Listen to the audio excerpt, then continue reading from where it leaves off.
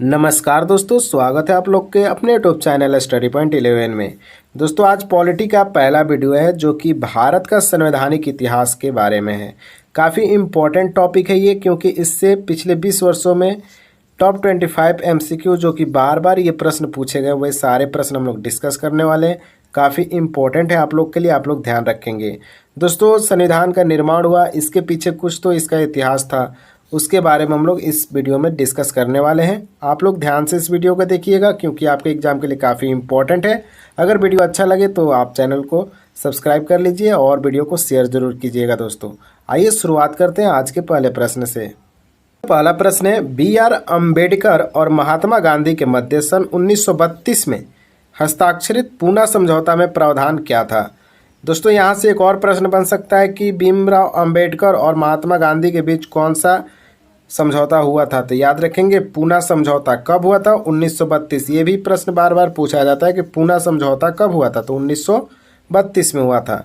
अब प्रश्न आपसे पूछा गया है कि इसमें क्या था, यानी जो पूना समझौता हुआ है इसमें क्या समझौता हुआ था, किस बात को लेकर।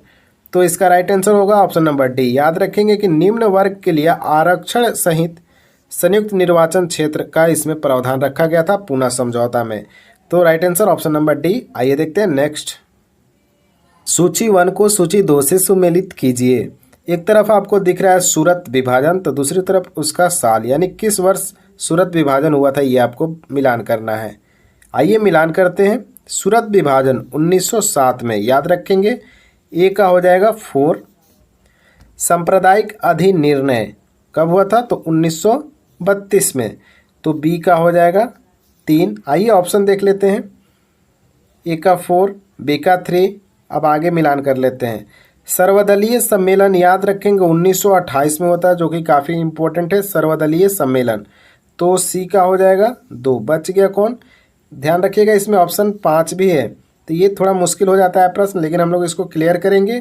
पूर्ण स्वराज्य का संकल्प की बात करें तो इसका हो जाएगा 1929 में। आइए एक बार और डिस्कस करते हैं।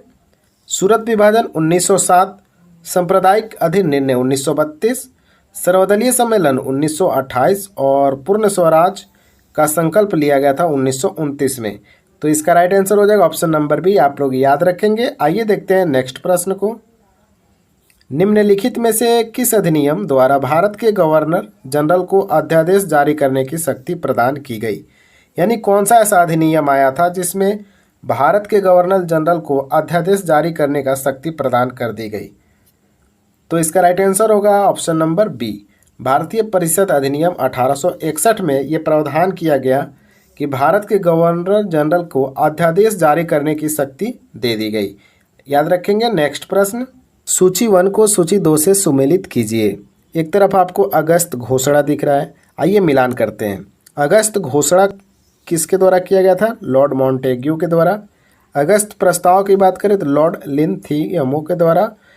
अगस्त संकल्प महात्मा गांधी और प्रत्यक्ष कार्यवाही दिवस मोहम्मद अली जिन्ना के द्वारा। एक बार और रिपीट करते हैं। अगस्त घोषणा लॉर्ड मॉन्टेग्यू, अगस्त प्रस्ताव लॉर्ड लिंथियमो, अगस्त संकल्प महात्मा गांधी और प्रत्यक्ष कार्यवाही दिवस मोहम्मद अली जिन्ना। तो इसका राइट आंसर होगा ऑप्शन नंबर ए, आप लोग याद रखेंगे, काफ़ी इंपॉर्टेंट है ये प्रश्न। आइए देखते हैं नेक्स्ट प्रश्न को। रेगुलेटिंग एक्ट कब पारित किया गया, यानी जो एक्ट रेगुलेटिंग एक्ट नाम का था वो कब पारित किया गया था। तो इसका राइट आंसर होगा 1773 ईस्वी में। याद रखेंगे 1773 ईस्वी में रेगुलेटिंग एक्ट को लाया गया था। नेक्स्ट। भारत के गवर्नर जनरल को किस एक्ट के द्वारा अपनी समिति के निर्णय को स्वीकार करने का अधिकार मिला, यानी भारत के गवर्नर जनरल को किस एक्ट के द्वारा समिति के निर्णयों को अस्वीकार करने का अधिकार मिला था, यानी जो समिति निर्णय लेती थी उसको गवर्नर अस्वीकार कर सकता था। यह अधिकार किस एक्ट के द्वारा मिला था भारत के गवर्नर जनरल को। 3 सेकंड का आप लोग को समय मिलेगा उत्तर देने के लिए, आप लोग 3 सेकंड में उत्तर दे सकते हैं। तो इसका राइट आंसर होगा ऑप्शन नंबर सी।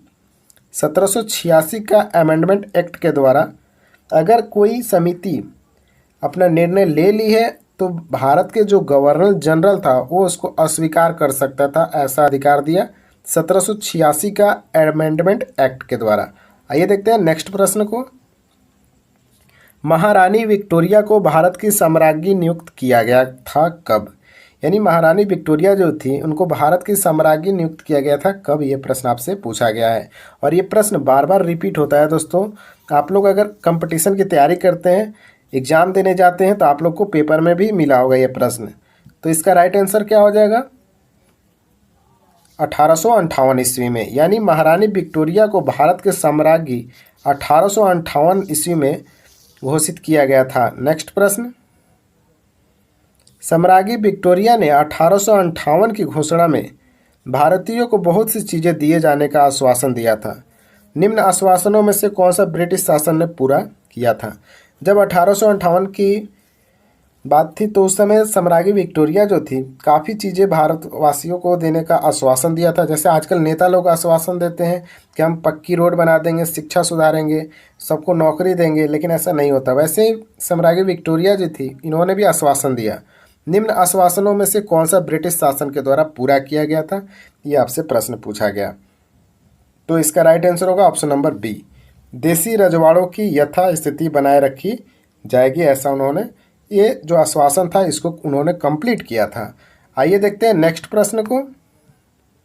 मिंटो मार्ले सुधार का उद्देश्य क्या था? दोस्तों याद रखेंगे कि मिंटो मार्ले एक्ट कब आया था, तो 1909 ईस्वी में आया था। आप लोग याद रखेंगे क्योंकि ये प्रश्न बार बार पूछा जाता है। तो याद रखेंगे पृथक निर्वाचन प्रणाली से संबंधित था मिंटो मार्ले सुधार, क्योंकि इसमें मुसलमानों को निर्वाचन प्रणाली की कुछ व्यवस्था की गई थी।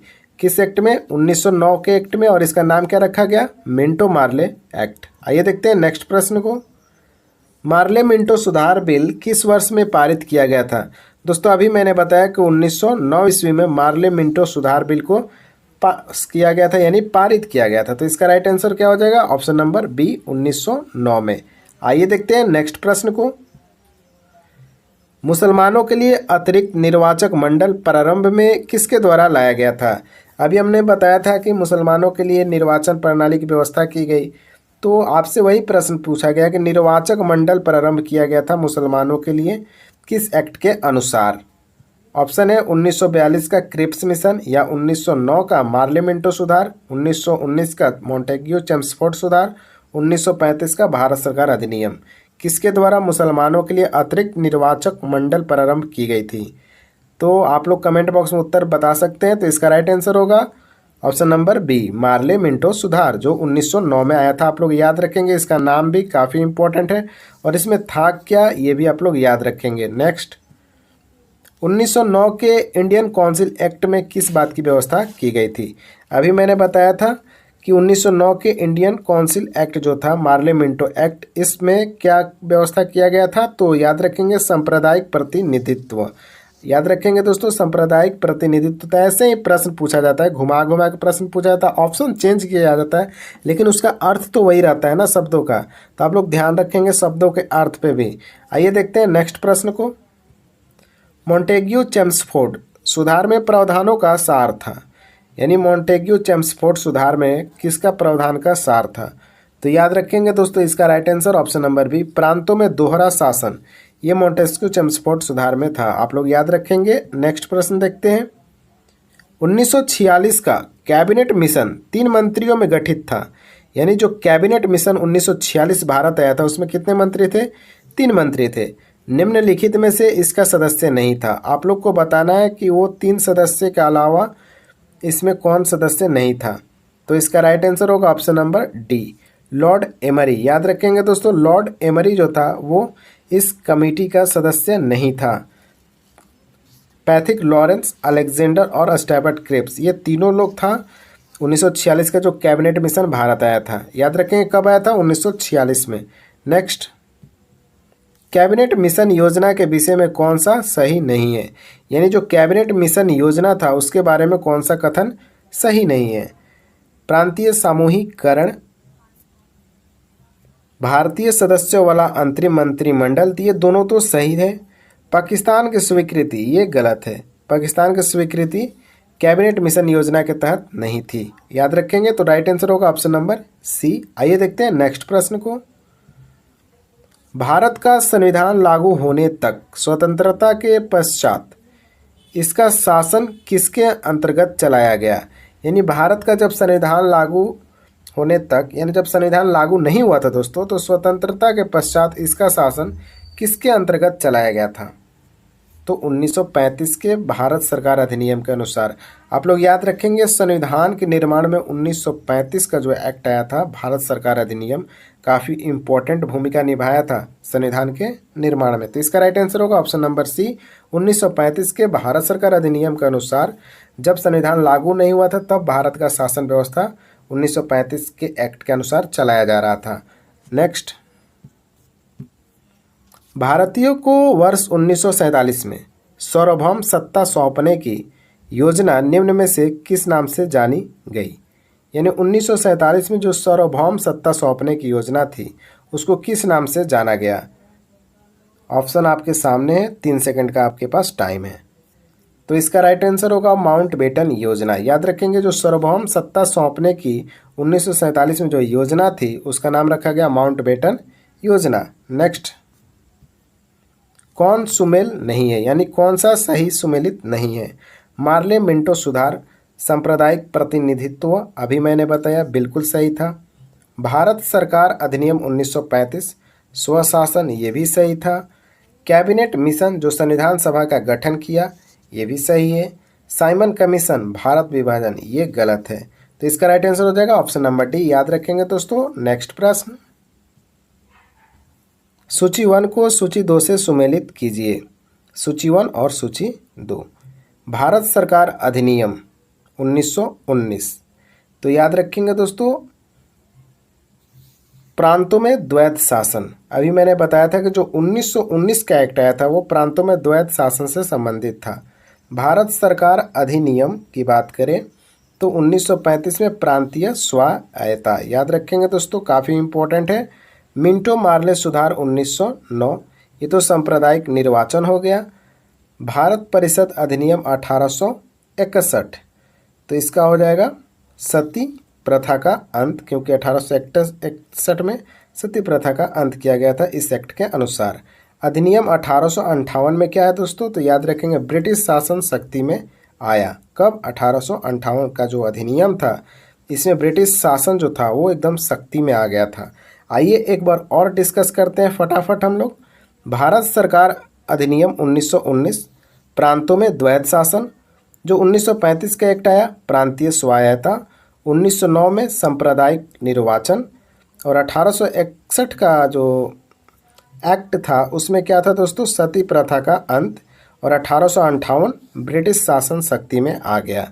तो इसका राइट आंसर होगा ऑप्शन नंबर बी। याद रखेंगे दोस्तों। आइए देखते हैं नेक्स्ट, अखिल भारतीय महासंघ स्थापित करने का प्रावधान शामिल किया गया था। यानी अखिल भारतीय महासंघ जो था उसका स्थापित करने का प्रावधान किस में शामिल किया गया था? भारत सरकार अधिनियम 1935 में, अगस्त प्रस्ताव 1940 में, भारत सरकार अधिनियम 1919 में, कैबिनेट मिशन प्रस्ताव 1946 में। तो इसका राइट आंसर होगा ऑप्शन नंबर ए, 1935 में। मैंने बताया था कि भारतीय संविधान में काफ़ी महत्वपूर्ण भूमिका इस एक्ट ने निभाया 1935 ने। याद रखेंगे, अखिल भारतीय महासंघ स्थापित करने का प्रावधान 1935 एक्ट में था। याद रखेंगे, भारत सरकार अधिनियम का जो 1935 में एक्ट आया था उसमें ये शामिल था। नेक्स्ट, निम्न में से किस अधिनियम ने केंद्र में द्वैध शासन प्रणाली को स्थापित किया? अभी हम लोग बार बार डिस्कस कर रहे थे द्वैध शासन, इस बार कहाँ? केंद्र में। तो इसका राइट आंसर होगा ऑप्शन नंबर ए, 1935 में। भारत सरकार अधिनियम 1935। 1909 क्या है? तो वही सांप्रदायिक चुनाव, मंत्रिमंडल की स्थापना मुसलमानों के लिए, ये था 1909 में। आइए देखते हैं नेक्स्ट प्रश्न को। संघीय प्रणाली का पहला प्रयास भारत सरकार अधिनियम द्वारा किया गया था कब? यानी जो संघीय प्रणाली का पहला प्रयास था वो भारत सरकार अधिनियम, किस अधिनियम के द्वारा किया गया था पहला प्रयास? तो इसका राइट आंसर होगा ऑप्शन नंबर सी, 1935 के द्वारा। तो याद रखेंगे, संघीय प्रणाली का पहला प्रयास भारत सरकार अधिनियम 1935 के तहत किया गया था। नेक्स्ट, किस अधिनियम की प्रमुख विशेषता प्रांतीय स्वायत्ता थी? तो इसका राइट आंसर होगा 1935 में। याद रहेगा, काफ़ी इम्पोर्टेंट प्रश्न है क्योंकि 1935 का जो एक्ट था वो हमारे संविधान में काफ़ी महत्वपूर्ण भूमिका निभाया है। तो अगला देखते हैं क्वेश्चन, भारत में सचिव का पद किसके द्वारा निर्मित किया गया था? आप लोग भारत में सचिव का पद देखते हैं, वो किसके द्वारा निर्मित किया गया था ये आपको बताना है, और ये आज का हमारा अंतिम प्रश्न है। और इस प्रश्न का उत्तर आप लोग कमेंट बॉक्स में दीजिएगा फटाफट। मैं आपका प्रश्न का उत्तर का इंतज़ार करूंगा, मैं रिप्लाई देने के लिए भी तैयार रहता हूं। आप लोग कमेंट करते हैं तो मैं बहुत जल्द आप लोग को रिप्लाई देते हैं और सारे बच्चों का रिप्लाई देते हैं। आप लोग फटाफट इसका राइट आंसर बताइएगा कमेंट बॉक्स में कि भारत में सचिव पद किसके द्वारा निर्मित किया गया था। ऑप्शन आपके सामने है। अगर वीडियो अच्छा लगा तो वीडियो को शेयर कीजिएगा दोस्तों अपने स्टडी ग्रुप में या अपने फ्रेंड के पास, और चैनल पे अगर नए हैं तो सब्सक्राइब कर लीजिए और बेल आइकन को जरूर क्लिक कीजिए। मिलते हैं नेक्स्ट वीडियो के साथ, तब तक के लिए जय हिंद जय भारत।